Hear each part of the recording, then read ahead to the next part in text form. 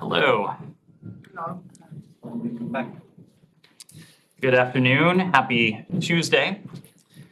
Very sorry for the delay today. Tuesday, but it feels like a Monday. The good news is it is Jen McEwen's birthday, so wish a happy birthday to Jennifer. Let the transcript reflect the applause. We have a couple items at the top, and then we'll turn to your question. Yesterday and today's horrific strikes against Ukraine again demonstrate the lows to which President Putin and his enablers will sink. These missiles hit playgrounds, universities, apartment buildings, and city streets during rush hour traffic. Kremlin spokespeople claim the attacks destroyed their intended targets. These are their words. They hit their intended targets. Try wrapping your minds around that for just a moment. Playgrounds, schools, apartment buildings, city streets, intended targets. They look to have been designed to destroy power grids, heating, and electrical infrastructure, leaving Ukraine in the cold and the dark as winter approaches. We have always said this is a brutal war of aggression, and these strikes seem to suggest that brutality and brutality alone is the point. The Kremlin's attacks were brutal and absolutely unjustified, but they are also signs of weakness and desperation. As we've said, there is one aggressor in this war. It is Russia. Only Russia is escalating this war in search of profit and ambition, leaving death, destruction, atrocities, and countless trampled futures in its wake. There is one person who can stop this war now and withdraw Russia's forces, and that, of course, is Vladimir Putin.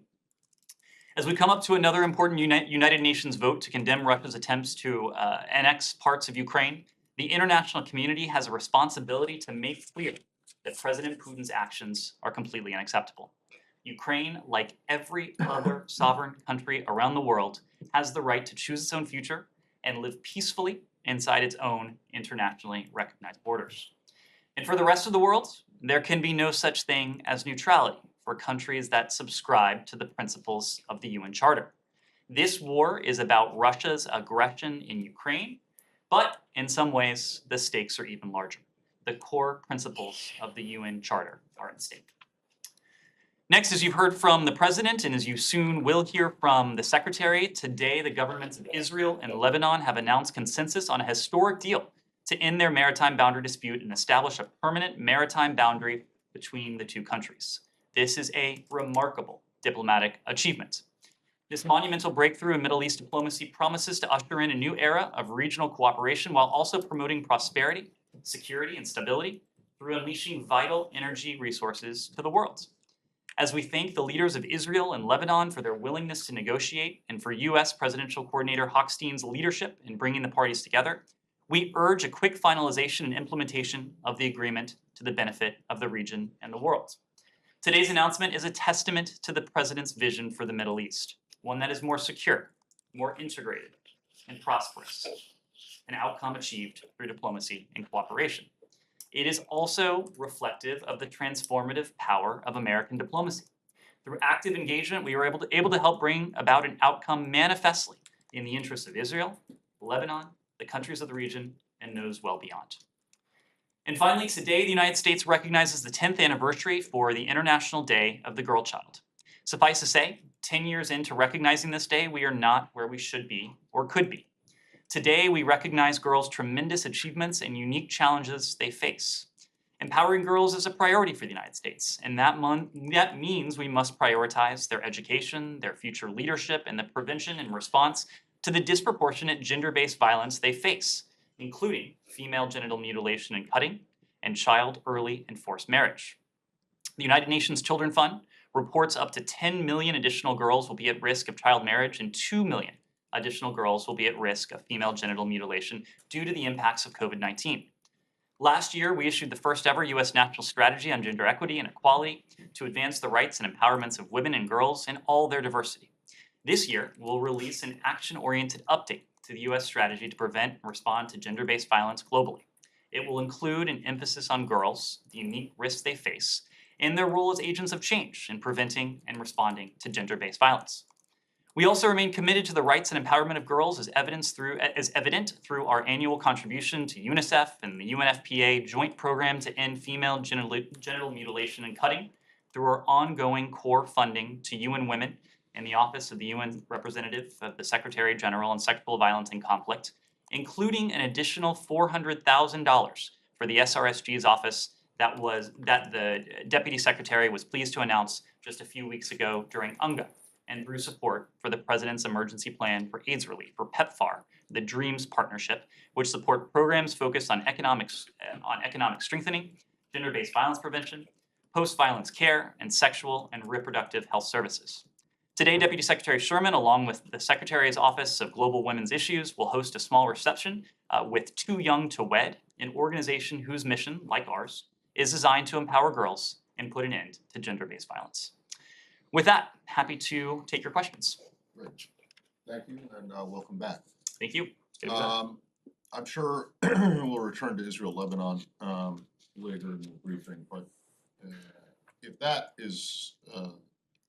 deal is testament to the President's vision for the Middle East, I'm wondering how the whole situation with Saudi Arabia right now fits into that vision, because certainly calls from the Hill and the White House saying that it's ready to recalibrate, looking at recalibrating the relationship, don't particularly bode well, or necessarily bode well for that. So how do I know that they're two completely different things, but the vision for the Middle East is a broader thing. So what does it say about it? It is, and it says it's a work in progress. When it comes to Saudi Arabia, we've had an occasion over the past several days, especially to speak to our relationship with Saudi Arabia, but it's really something that we've spoken to since the earliest days of this administration.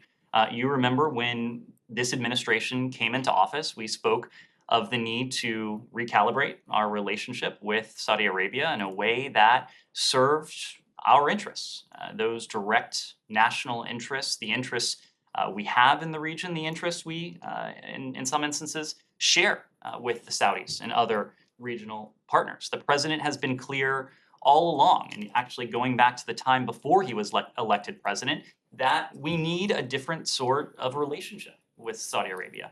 I think the events of the last few days just put that in fairly stark relief. The decision last week on the part of OPEC to align itself and to align its energy policy with Russia's war aims and against the interests of the American people, it underscores what we have said all along. It underscores what the president has said for years now.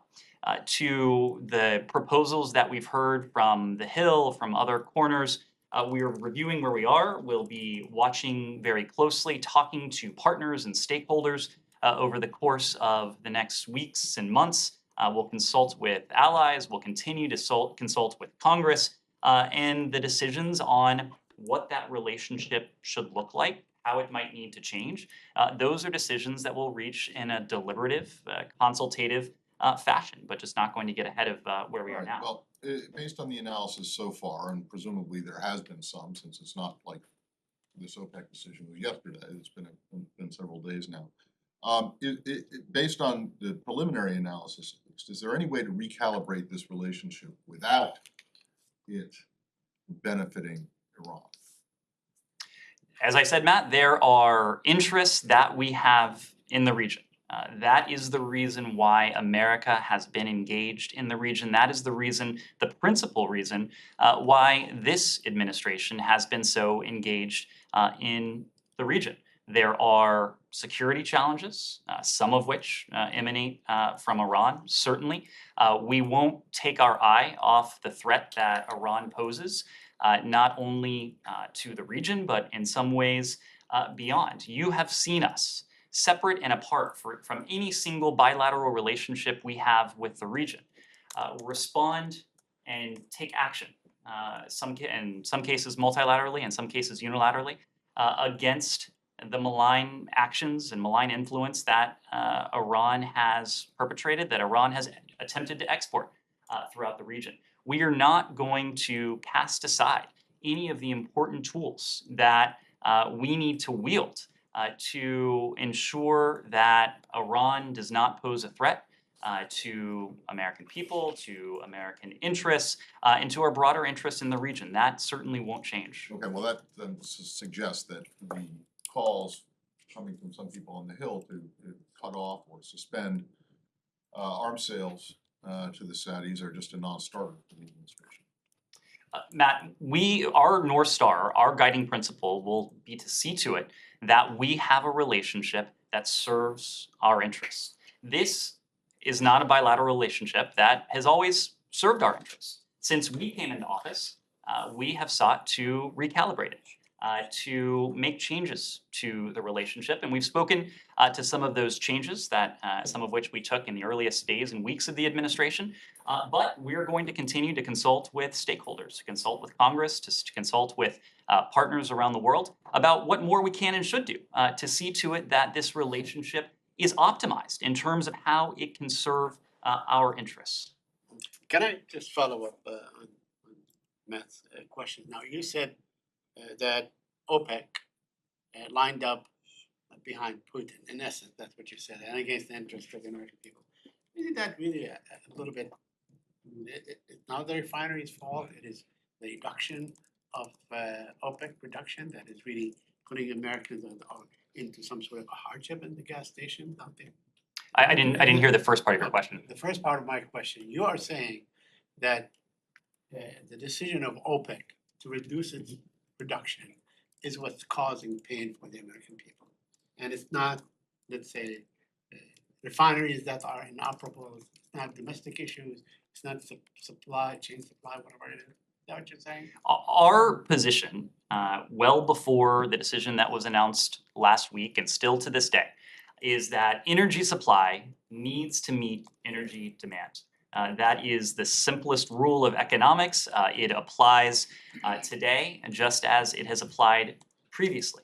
But it is especially important today because of where we are in terms of the global economic recovery, a recovery that in some corners of the world is facing headwinds, facing continued headwinds from COVID, facing renewed headwinds from President Putin's invasion of Ukraine. Now, of course, we're not a member of OPEC, but OPEC had an opportunity to take a step to see to it that supply better met demand. They chose not to do that.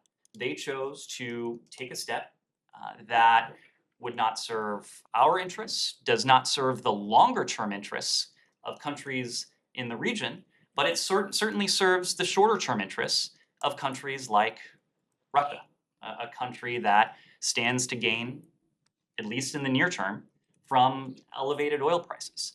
But as we said last week, this was a misguided decision.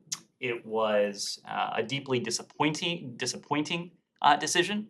And over the longer term, it is a decision that won't work to the benefit of OPEC. It won't work to the benefit of OPEC's individual member countries. In fact, this will lead countries around the world who are not members of the cartel to take steps to become even more resilient, to become even more energy independent, to explore steps to lessen the grip that the OPEC cartel has on global energy prices. This was, to that end, a short-sighted decision that over the longer term won't serve anyone's interests.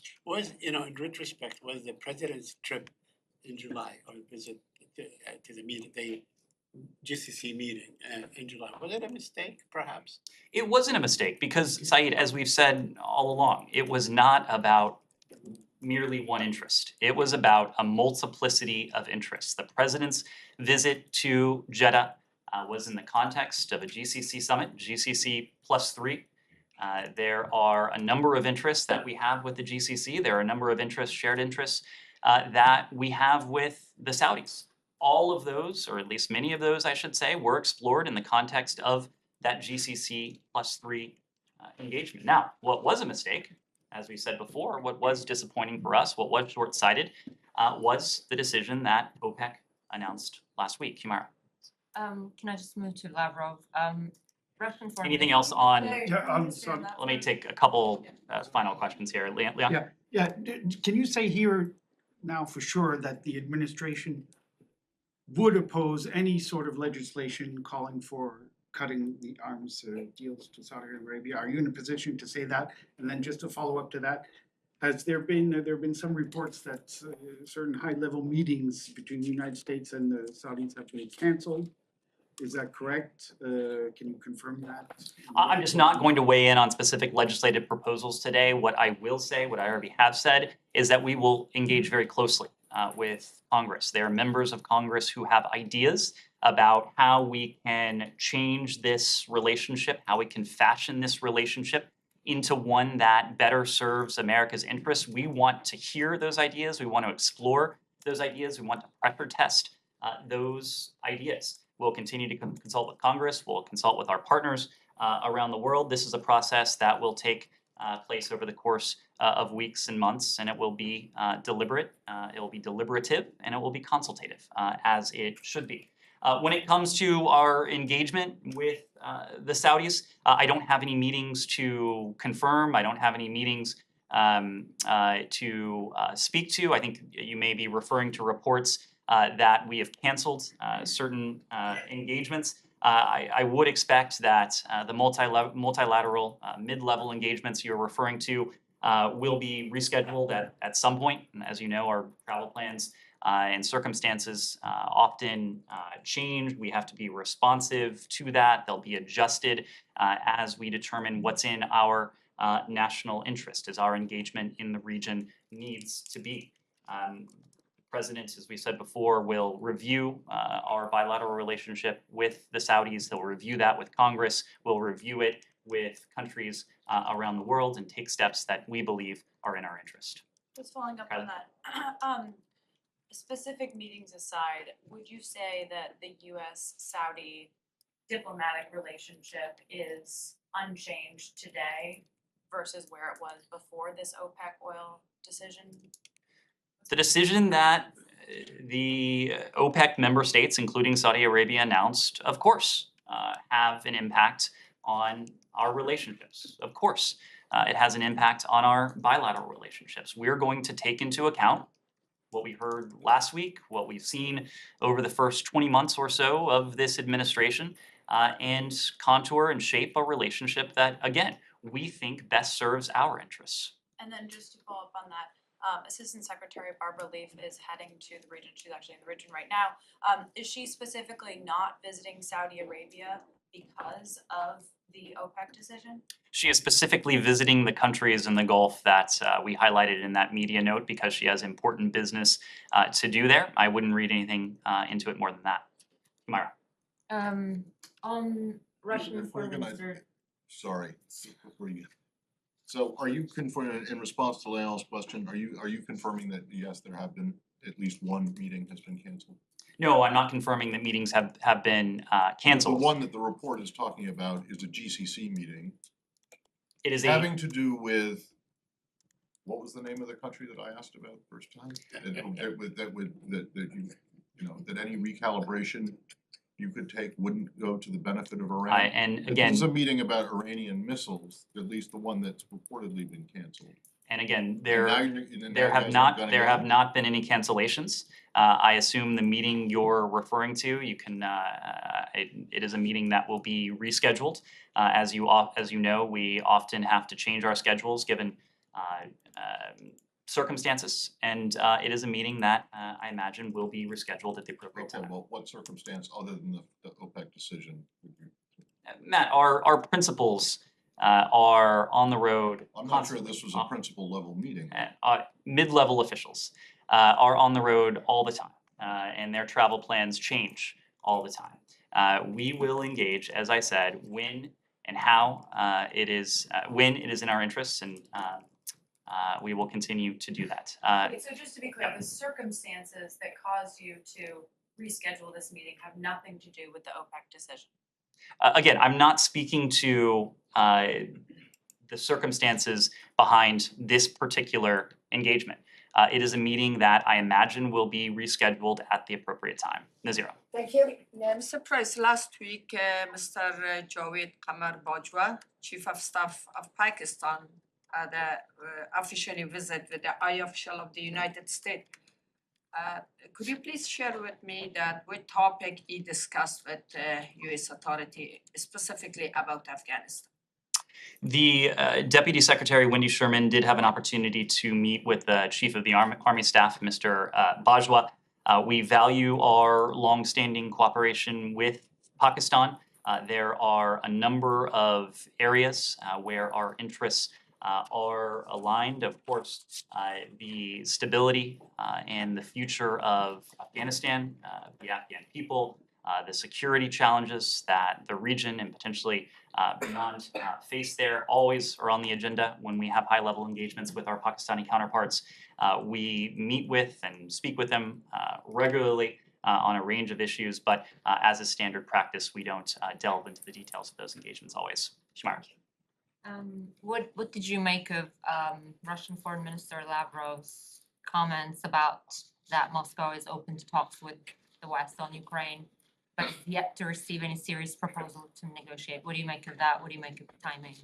Well, you went where I was going. I think the timing is notable. And the timing is notable because this statement came within hours of a barrage of Russian missiles that targeted the capital city in Ukraine, that targeted other Ukrainian towns and cities, and that, as I said at the top of this briefing, struck playgrounds and schools and apartment buildings, roads, bridges, heating infrastructure.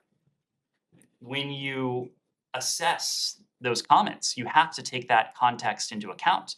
And I think when you do take that context into account, it tells you everything you need to know about the Russian position and the Russian posturing. We see this as posturing. We do not see this as a constructive, legitimate offer to engage in the dialogue and diplomacy that is absolutely necessary to see an end to this brutal war of aggression against the people, the state, the government of Ukraine.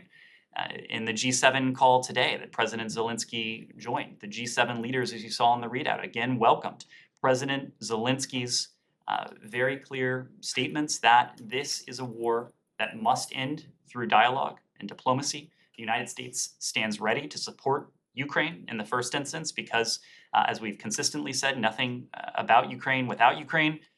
We will be there to support Ukraine when that negotiating table emerges. Until it does, it is our primary task to provide Ukraine with the assistance that it needs in terms of security assistance, economic assistance, humanitarian assistance, and we'll continue to do that. So you don't take it seriously, and you said like it's not constructive. What would a constructive proposal look like? Do you have like the precondition of a ceasefire before any talks that U.S. or West can engage? Well, again, we are not going to be prescriptive for the very reason that this is ultimately going to be a negotiation and dialogue and diplomacy between Ukraine and Russia.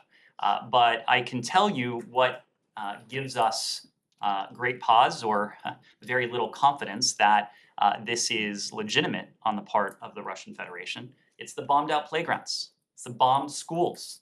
It's the dead Ukrainian civilians who were killed in what appeared to have been, in some cases, indiscriminate strikes within hours of this proposal. If the Russians want to signal that they're serious about dialogue and diplomacy, perhaps, and again, without being prescriptive, but perhaps a good first step would be to stop the kind of brutal assault followed by what appear to be nothing more than empty words. Alex. Thanks so much. Just a flip side of this story. You just painted a very grim picture of Russian bombs are targeting playgrounds, schools, hospitals, apartment buildings. But then you also stop short at calling it brutal and brutality alone. Let me give you a quote from the secretary yesterday. Said Russian bombs hit children's playgrounds and public parks in Kiev. Wave after wave of missiles struck Kiev's city streets. And he mentioned without military purposes throughout Ukraine. It sounds like the secretary was painting different pictures about an act of terror, isn't it? It is, let me say a couple things on this. We know that Russia's forces, we have come to the assessment that Russia's forces have committed war crimes in Ukraine. I am always going to be careful in speaking to specific acts from the podium because these are assessments based on facts, based on international humanitarian law. And I can't and won't be in a position to determine from here within hours whether a single single missile or bomb constituted a war crime, a crime against humanity, and an atrocity of some sort. We know that the Russians have perpetrated a campaign that in many cases, at least, has intentionally targeted civilians. That is the very definition of a war crime. That is why we have been clear, as have allies and partners around the world, that Russia's forces have engaged in war crimes. You've heard from Beth Van Schok, our ambassador at large for global criminal justice. She has a team, she oversees a team here at the department that is reviewing evidence of atrocities, that is helping to preserve that evidence, that is sharing that evidence, and that, at least in the first instance, is focused to a great degree on supporting the efforts of accountability that the Office of the Prosecutor General in Ukraine is overseeing.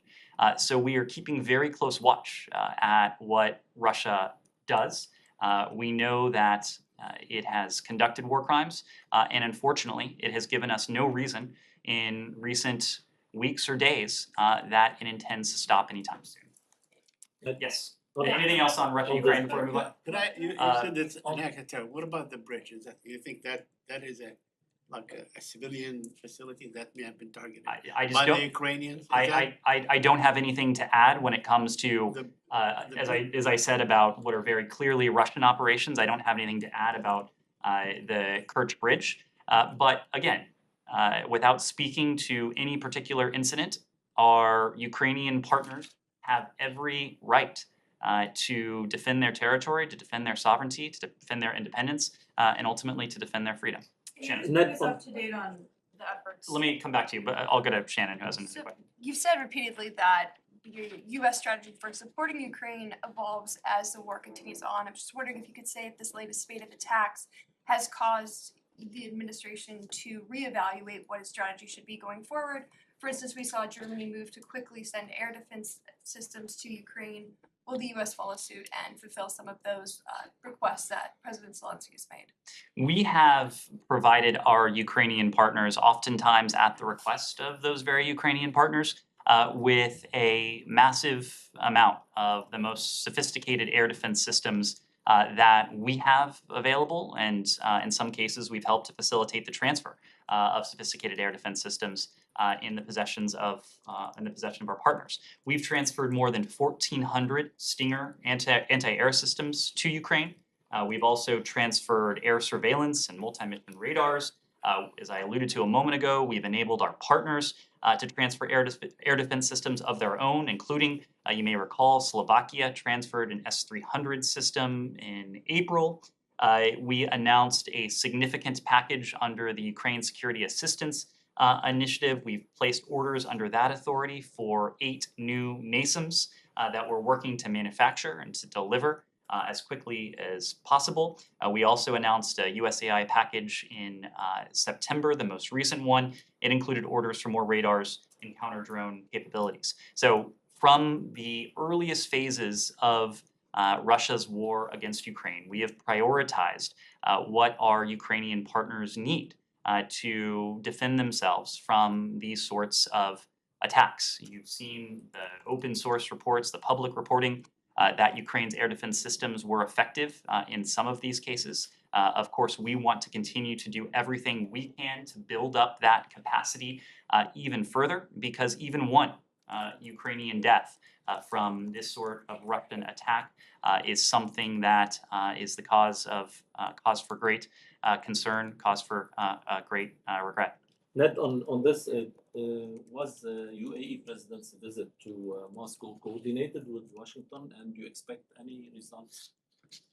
I would refer you to the UAE for details about this trip. What I can say broadly is that we have been clear that it is President Putin, as I said at the top of this briefing, that is directly responsible for the Russian government's unprovoked and unlawful invasion and war in Ukraine.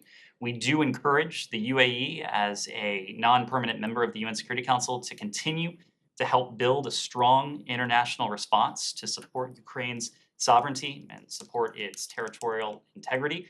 We do appreciate the position that the UAE has taken, including its vote as one of the 141 UN member states who voted in favor of the General Assembly resolution condemning Russia's war against Ukraine in March, and its recent vote in the Security Council to condemn Russia's attempts to annex parts of Ukraine. And we hope that the UAE will speak with and add to the strong chorus, unified chorus of voices against Russia's illegal annexation attempts in the UN General Assembly this week. But beyond that, I would refer you to the Emiratis to speak to it. Kylie? Can you just bring us up to date on efforts out of this building to get UN member countries to vote in support of that resolution we're expecting later this week at the UN General Assembly?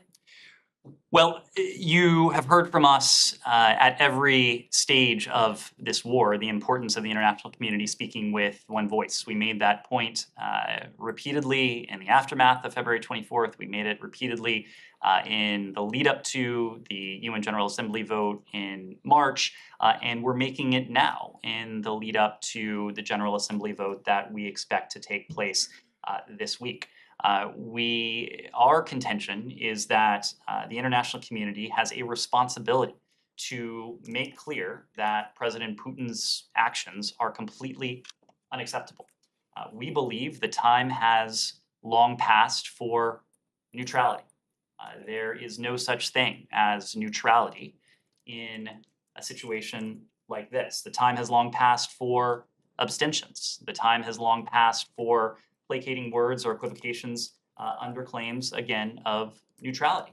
This is about Russia's brutal war against Ukraine, but it is also about the principles that are at the very core of the UN Charter, the very core of the UN system, at the very core of the international system for some 8 decades now. And one of those principles is that Ukraine, like any other country around the world, has a right to exist, to live peacefully within its own internationally recognized borders. We've had a number of conversations with countries around the world in the most senior level travel from this building, including when the Secretary has traveled recently. Other senior officials from this building have been on the road. To give you one more example, Secretary Blinken and Undersecretary for Political Affairs Toria Nuland today convened virtually more than 165 participants representing more than 100 countries of the DC Diplomatic Corps. During this call with members of the Diplomatic Corps, they underscored the importance of holding Russia accountable for its sham referenda and illegal annexation of Ukrainian territory. They called for all UN member states to repudiate those actions this week in the General Assembly and to reiterate strong global support for the sovereignty and territorial integrity of all nations. Again, this is about collectively saying no to a direct violation of the UN Charter, to saying no to an attempt to steal land through the threat of force and to steal land through the use of force.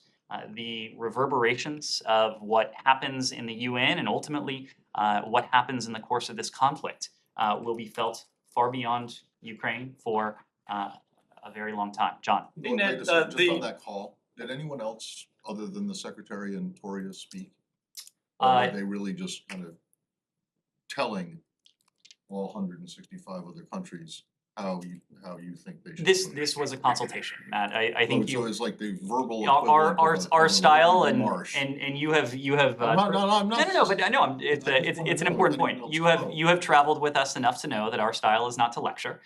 you've traveled with Well, it us and not sounds been like new. this was, right? It was not, it was not, and I But won't. no one else spoke that you're aware of. I won't speak for the participants, but this was an opportunity for them to hear from the Secretary and Undersecretary Newland, and for those taking part to share perspectives on this important. Are you able to program. say if anybody actually objected, if anybody raised any concerns or anything like that? Because we understand that there were some participants who actually did speak.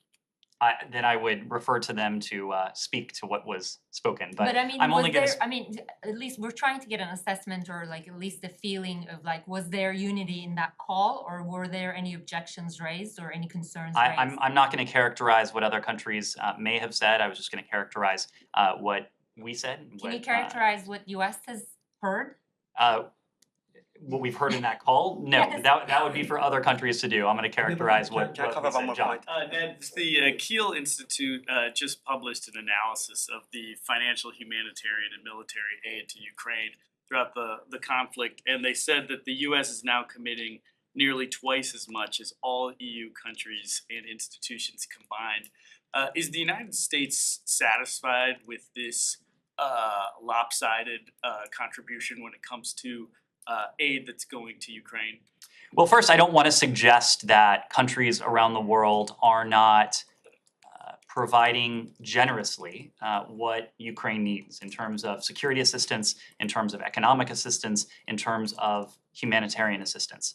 It is true that we have been in a position to be extraordinarily generous through what we've been authorized to deliver to Ukraine from Congress through the emergency supplemental, through the continuing resolution, because Congress has certainly taken a keen interest, knowing the stakes as well as we do, to the costs of unchecked Russian aggression. Our position has always been that the costs of this will be significant, and they will be significantly more, one can assume, as this has the potential to go on. But the cost of inaction would be even more profound, and that's a point that we've made to partners around the world. I'm not in a position to characterize what other countries have or have not delivered, but there are a number of countries, including some 50 countries, who have stood with us to provide security assistance. There are dozens of countries that have provided humanitarian assistance. There are international financial institutions that have provided economic assistance, including in terms of direct budgetary support. And just one follow up, the unique aspect about this conflict is it's happening on a continent that has many rich countries on the continent. And the Biden administration is prepared to unveil its national security strategy that talks about how this is an administration that has a foreign policy for the middle class in the United States. Obviously, there's a lot of European countries that have better and more robust social safety nets, healthcare provisions for their citizens. How do you make the case that this administration is pursuing a foreign policy for the middle class when there is such a big divergence between how the United States is spending and looking after this conflict and countries that are closer to the conflict are? We make that case in a number of ways, one of which I just mentioned. The costs of this are not insignificant. In fact, to the contrary, they are significant. The costs of inaction would be far greater. We are taking steps to, in this case, make clear to the Russian Federation that a land grab, that a territorial conquest, that this kind of naked aggression and brutality against a peaceful neighbor is not something that the world will countenance in the 21st century. Were countries in Europe and in the Indo-Pacific, were they to come away with the opposite impression, the costs of this would be far greater, including to the American people. Second, it is, of course, as you alluded to in your question, not just the United States that is providing generously in terms of security assistance, economic assistance, and humanitarian assistance to our Ukrainian partners. Our approach has been predicated on the indispensability of partnerships and alliances. And long before the specter of Russian aggression emerged late last year against Ukraine, that had been the priority of the first year of this administration. reestablishing, refurbishing, repairing, modernizing our system of partnerships and alliances, because we knew on January 20th at noon that no matter what challenge or opportunity we faced, that we would be in a better position to confront it or them with allies and partners by our side. And I think you see the proof point in what has happened, what the United States has marshaled, what the United States has led with Ukraine. And that is ultimately a strategy that has worked in this case to the benefit of Ukraine, but ultimately works to the benefit of the American people. We are not alone in shouldering this burden. There are dozens of countries around the world who have given generously, and we will continue our efforts to keep this coalition together and to raise our ambition when it comes to support for Ukraine. Nick, do you know if Russia and Ukraine come up during Secretary Blinken's phone call with the Serbian president and Kosovo prime minister today? And can you give us update on U.S. position regarding the disputes between Serbia and Kosovo? We will have a readout of these calls if it's not out already. But I can tell you that the secretary was planning. I haven't gotten a readout myself of these calls, but the secretary was planning to make the point to both countries of the importance of supporting Ukraine, the importance of standing with our Ukrainian partners in the face of this Russian aggression. This is a part of the world that knows better than most the consequences of Russian aggression. It's a part of the world that has been a key partner in helping to provide our Ukrainian partners with what they need. Jenny. And can we Thank move you, on to thank DPRK?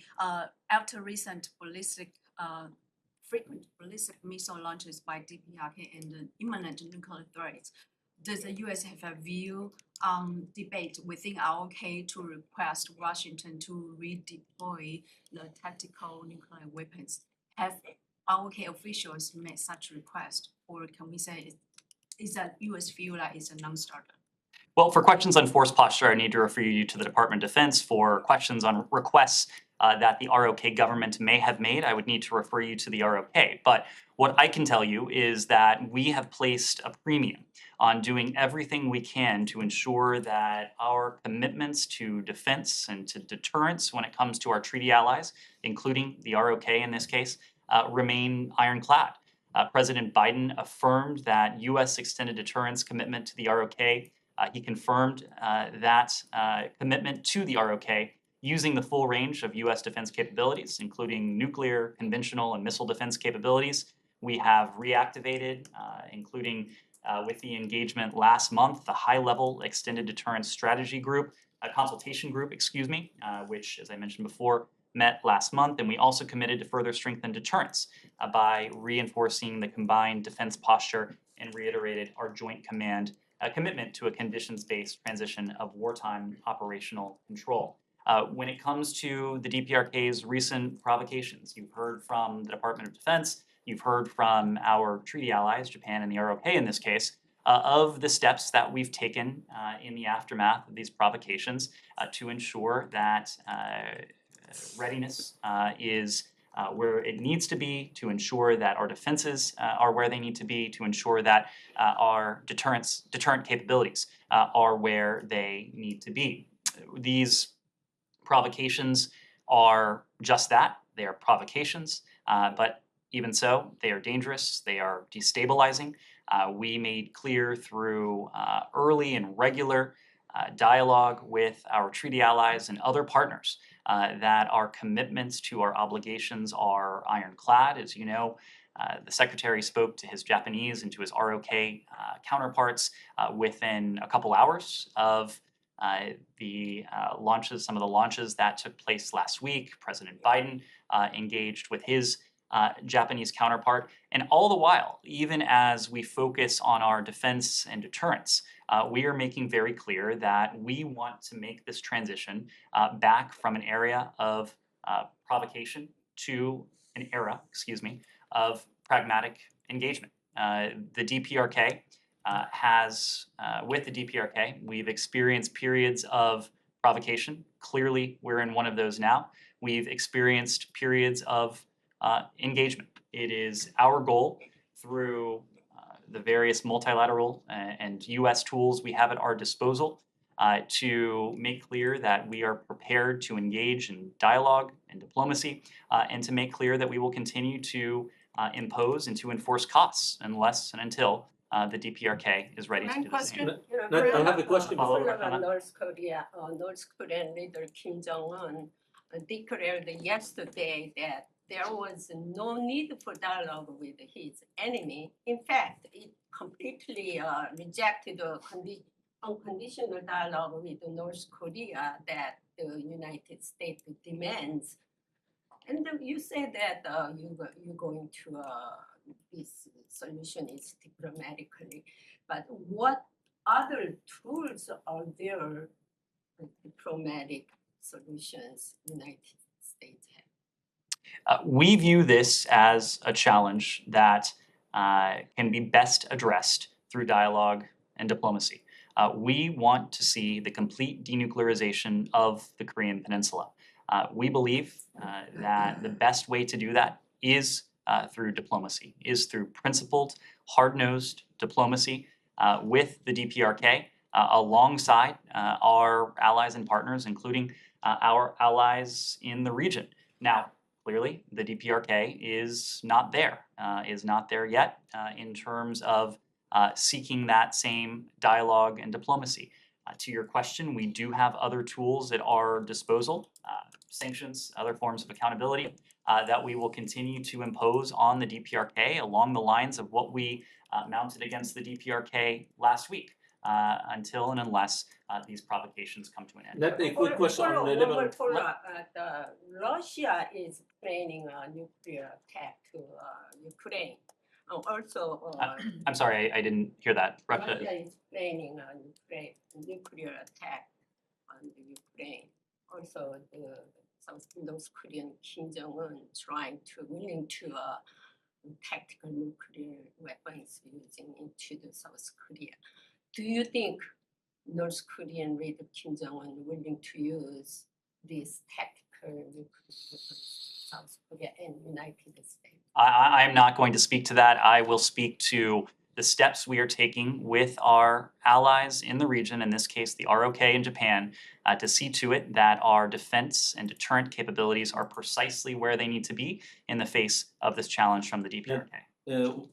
On Israel and Lebanon agreement, first Hezbollah has agreed on the agreement. How do you view that? Did you get any guarantees from Lebanon that the gas revenue won't go to Hezbollah? And was Iran involved in the talks?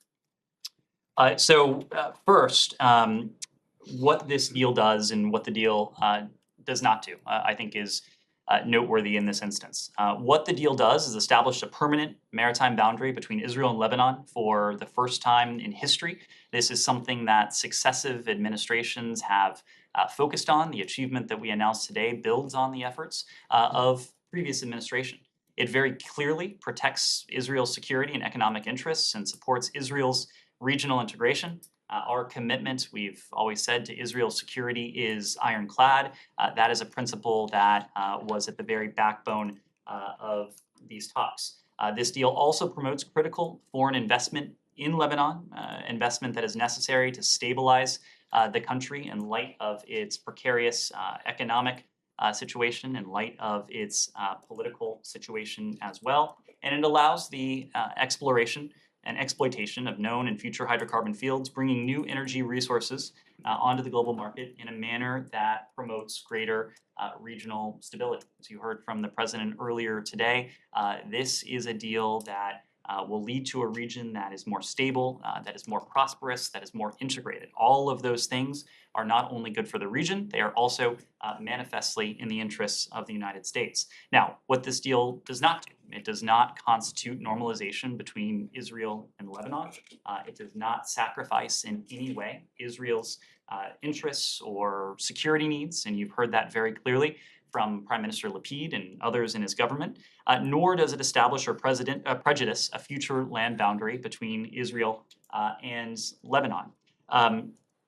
In terms of Hezbollah and other malign actors, I will just say there are many steps that need to be conducted in order to assess the commerciality of these fields. It's in the interest of the Lebanese government to be a responsible steward of any profits related to its possible natural resources. Can we Yes. stay- Did can we you stay talk on, with Iran? can we- Was no. Iran involved? Thank you, sir. John, Can we thank stay on this topic? Saeed, you've had a chance. I'm going to move around a little bit. Yep. Can we stay on this Can we topic? stay in Lebanon, please? Well, okay. Go ahead, and then I'll come to you, sir. Given the liquid political situation in both countries, in Israel and Lebanon, elections coming, leadership might change, how confident you are this deal will go through and when this will be announced officially? So both sides are now working to finalize the necessary steps within their governments to bring this agreement across the finish line. I think you can hear from, and will hear from both governments, that it is in their interest to see this deal move into effect just as quickly as possible. We are optimistic that we'll soon be able to announce the final steps. The United States facilitated this deal, so we will receive signed version of this agreement from both countries after it goes through their national processes. We will in turn notify both countries upon receipt of that signed agreement, at which point it will move to the next And step. does it have any mechanism to solve any disputes in the future? That's not something I can speak to right now. I know that the United States will continue to play a constructive role and to help ensure relations between Israel and Lebanon remain stable. Yes. You just shared a few details of General Bajwa's visit to Washington, D.C. Has he met with the Secretary Blinken too? We don't have any meetings to read out. The meeting I referred to was between Deputy Secretary Sherman and the Chief of the Army Staff. So there are many media reports in Pakistan questioning the timing of General Bajwa's visit to Washington, D.C. because his second 3-year term as Chief of Army Staff is going to be ended in next few weeks. Many believe that he discussed the chaotic political situation of Pakistan with the American administration and the possible appointment of new army chief. Would you deny or confirm that kind of thing? I'm just not going to characterize the meeting beyond what I said earlier. We have a number of shared interests with our Pakistani partners. There are security interests, there are economic interests, there are people-to-people ties and connections as well, but I'm just not going to speak to it. Of course, Pakistan has a civilian government that is democratically elected, and that is our primary interlocutor. So United States giving millions of dollars to help the flood victims in Pakistan, but there are a report of massive corruption and looting of relief items, especially in the province of Sindh. According to a UN report, out of $150 million, only $38 million has been converted into assistance. So what measures are being taken to make sure that these millions of dollars go and reach to the deserving people, not to the looters? This is something we take very seriously, not only in Pakistan, but anywhere around the world where American taxpayer dollars are implicated, and when there's an urgent humanitarian interest at stake, which is clearly the case in terms of the response to the flooding in Pakistan. A couple examples of what we do to monitor and to ensure that we have adequate tracking mechanisms in this context. First, USAID staff, they make regular trips to monitor our programs in the field. We have what's called a DART, a Disaster Assistance Response Team, and their members travel to more than 10 flood-affected districts in Baluchistan and Sindh provinces. They did so between around mid last month, so between September 14th and September 27th, to assess not only the humanitarian conditions, but also the response activities, and to make sure that those response activities were meeting the humanitarian need. USAID partners work with local organizations that have extensive knowledge about the affected areas and their populations. We also are required to provide regular program updates on the progress of activities and any security concerns, and we require them, our partners, to immediately report any potential diversions, seizures, or losses immediately. So this is something we take very seriously. So I have one last question. A group of Pakistani Americans and Pakistani nationals recently visited Israel and met with the Israeli president, heads of their. This visit was in connection with the Abraham Accords and kind of good relation between Pakistan and Israel. Would you like to comment on that? I would refer you to our Israeli and Pakistani partners to speak to a bilateral engagement between those two countries. Of course, a goal of this administration has been to build bridges between Israel and its Arab and Muslim majority neighbors and even countries that are slightly further afield. But in terms of this bilateral engagement, I would refer you to those two countries. Can we stay on Israel, please? Let me move around and your time will be. Protests in Iran 4 weeks later are still going very strong, and now we are witnessing strikes at oil and petroleum refineries. Any more support, any more actions for Iranian people and protesters? It is remarkable what we're seeing on the streets of Iran. It is especially remarkable to note that on the International Day of the Girl. This is a movement that, at least in the first instance, was animated by the treatment, by the death of Mahsa Amini and what has become of her, what became of her. It is a movement that was animated further by the apparent death of another 16-year-old girl. What the women and girls of Iran are doing and have been doing over the course of weeks now is remarkable. It is a testament to the animating power of universal rights, rights that are as universal to them, rights that belong as much to them as they do to us in this country or to people around the world. And so the United States government has made very clear that, as we do all over the world, we stand with those who are exercising peacefully their universal rights. In this case, we have taken action to support those universal rights. We've now announced 2 tranches of sanctions and designations, totaling 14 Iranian officials who are in some way responsible for the repression, for the brutality, for the attempts to disconnect the Iranian people from the rest of the world.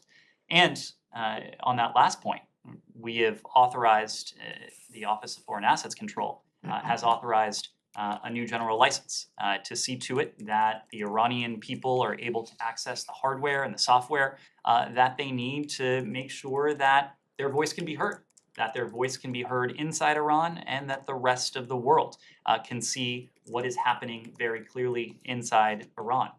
What started as a movement in response to the death of Mahsa Amini has clearly taken on broader significance to the people of Iran. This is a manifestation of their true expression of their own universal rights. The United States stands with them. We are going to continue to do what we can to hold accountable those who are responsible for the violence, for the brutality, for the repression, for the efforts to stifle their voices. And our attention to this is not going to wane. Can you elaborate more on when you say we are continue to do whatever we can, but more, are you at the moment working on anything specific or no? The GLD2 and the sanctions, that was it. We're always looking at appropriate tools to support those who are peacefully exercising their universal rights. We said that before we announced the first tranche of sanctions. We said that before we announced the second tranche of sanctions. We said that before we announced the general license that we issued just a couple weeks ago. We said that before we issued the first general license in 2014, GLD1.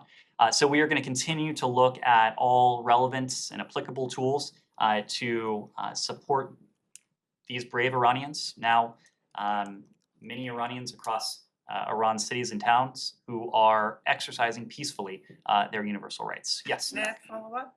Yes, please. Is it on Iran or? Iran. Iran, go ahead. So the U.S. Justice Department, the National Security Division, has sealed an indictment against 5 individuals, Iranian intelligence services, from the Iranian intelligence services. They had been planning to kidnap a journalist. Do you have a statement about what this might imply in terms of U.S.-Iran relations, or in terms of the other things that are going on with Iran? It implies a couple things. It implies that we will use every appropriate tool to counteract Iran's malign influence. Its malign influence has taken many forms, from its support to terrorists and proxies in the region, to its repression of its own people, to its nuclear program, to its ballistic missile program, but also to its attempted export of repression. We have made very clear from the earliest weeks of this administration that extraterritorial repression is something that we will not countenance. And in this case, the Department of Justice took action. We took action to make clear that there will be consequences for those who engage in this activity, and we took action to protect the safety of those who might have been implicated by this activity. Unfortunately, this type of extraterritorial repression is not unique to Iran, but Iran has certainly engaged in it, and we will certainly continue to respond appropriately. Yes, Rita? Thank Yep. you. Since the beginning of the Biden administration, and twice today, you've been saying that Iran is a threat, is a challenge to the entire world on several fronts. I know you've also said, and other U.S. officials, that the Biden administration is not looking for regime change in Iran, but the people inside Iran and also in diaspora are calling for regime change. Would the Biden administration think about assisting, helping in one way or another? Because that way, with the Islamic Republic gone, most of the challenges you're talking about, all of them, should be alleviated. These are decisions that rest squarely and solely with the people of Iran. The principle that I was talking about earlier in a very different context, in the context of Russia, Ukraine, applies equally to Iran. No outside influence, no outside entity has the ability, has the right, has the right to tell the Iranian people, or to tell any people, what their government should look like. Not tell them what the government should look like. Would the Biden administration help them do what they want to do? We are standing with those Iranians and holding accountable those Iranians who are. Let me start over. I don't want the transcript to reflect. Don't want the transcript to reflect what I. We're not going to help them change the regime, which is what they're calling for. I understand, but this is a question for the Iranian people. We are standing against those who are exercising repression and brutality and attempting to cut off the Iranian people from the outside global internet in this case, and standing with those Iranians who are peacefully exercising their universal rights. We stand with people around the world who are peacefully exercising their universal rights, because universal rights are universal. Couple final questions. Yes, very quickly. I mean, I had many questions, but I'll put it all in one question. The situation has deteriorated a great deal in the West Bank. There are total closures of the West Bank. There's been, in the last week alone, so many Palestinians were killed, including at least 3 under 14. I wonder if you have any comment. Are there any efforts on your part to reach out and calm the situation down? We are, Saeed, we are regularly engaging. Something tangible. And we are regularly and tangibly engaging with our Israeli and Palestinian counterparts. Ambassador Nides, senior individuals from this building, Hadi Amr, others, they are in regular contact with Palestinians and Israelis. We've made the point again and again that Israelis and Palestinians deserve to have equal measures of security, of stability, of justice, of dignity and democracy.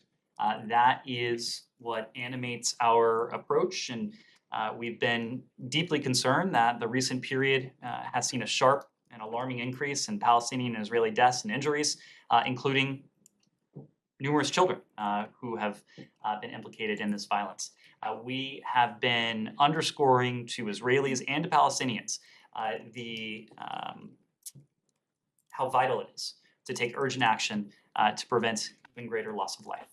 Final question, Alex. Thanks so much.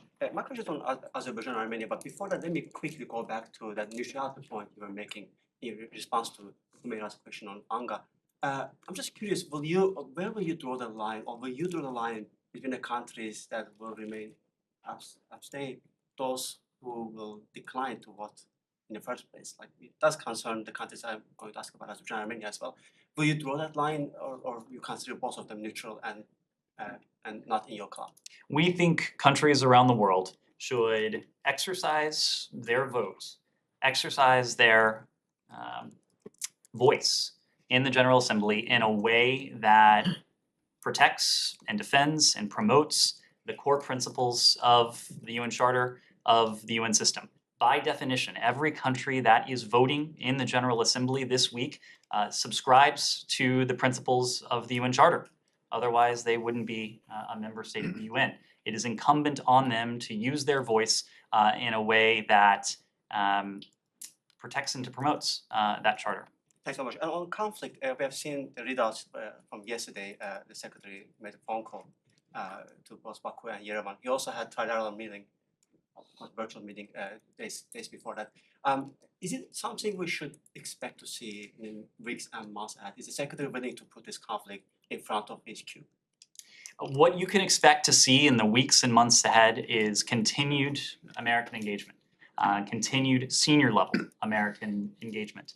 I say that in the aftermath of the Secretary's convening of the trilateral format of the ministers from both Armenia and Azerbaijan in New York City last month. It was the first time the ministers had come together in person since the most recent uptick in violence. You saw yesterday that the Secretary had an opportunity to speak to the leaders of Armenia and Azerbaijan. Phil Rieker, our senior advisor on this issue set, has remained in daily contact with individuals and stakeholders in both countries. So we will continue to remain engaged on this issue. I can't promise a particular outcome, but I can promise that it will remain a priority for us. Will there be next meeting in the? I don't have any meetings at the moment to announce, but I'm sure we will have more to say on this in the coming days and Do you have weeks. any update on your consideration of this Haitian request for humanitarian corridor, the enforcement of humanitarian corridor? Sure, this is important, so make sure you get a full answer. We have been closely following the deteriorating humanitarian situation in Haiti in recent days. As you know, it was a topic that was top of mind when we were in South America last week in Lima. Our Canadian partners convened a ministerial to discuss this with the head of the OAS as well. We note that the situation has grown even more dire, even more dangerous with the actions of criminal actors that impede urgent measures to address the threat posed by cholera to the Haitian population. So in that context, we will review the Prime Minister's October 7th request in coordination with international partners to determine how we best can contribute to the removal of security constraints on medical and humanitarian measures aimed at halting the spread of cholera. We strongly condemn all of those who stand in the way of the equitable and immediate distribution of much needed humanitarian supplies. This is a status quo that cannot persist, and we will continue to work and to speak with international partners on ways that we can facilitate the delivery of vital humanitarian assistance to the Haitian people, including critical medical support to address the cholera outbreak. At the same time, we'll continue to work at the UN on measures, including in the Security Council, on measures that the international community could take to impose costs and consequences on those who are responsible for the deprivation, for the loss of life, for the misery that has been compounded by the blockade that is ongoing. Okay, but the short answer is there's no update to the review. We're I mean, you've been reviewing this since the 7th, so 4 days, so, I mean, there isn't any. I don't have any decision been I made? don't have anything to announce now, but we've been in regular contact with our partners. We've been in regular contact with the Haitian National Police, and we've been in regular contact with partners at the UN as well. Okay, well, you don't think that if the situation is as dire as it appears to be from the outside and as dire as you say, that there should be action sooner rather than later? Well, we also want to be prudent and responsible in terms of what any such action might look like. We want to make sure that we are diligent in exploring ways that we can facilitate the delivery of that vital humanitarian assistance to the Haitian people, given their urgent need.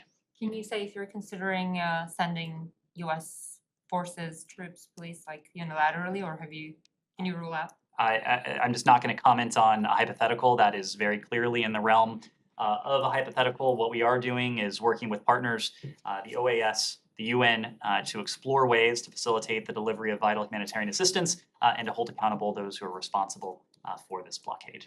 Thank you.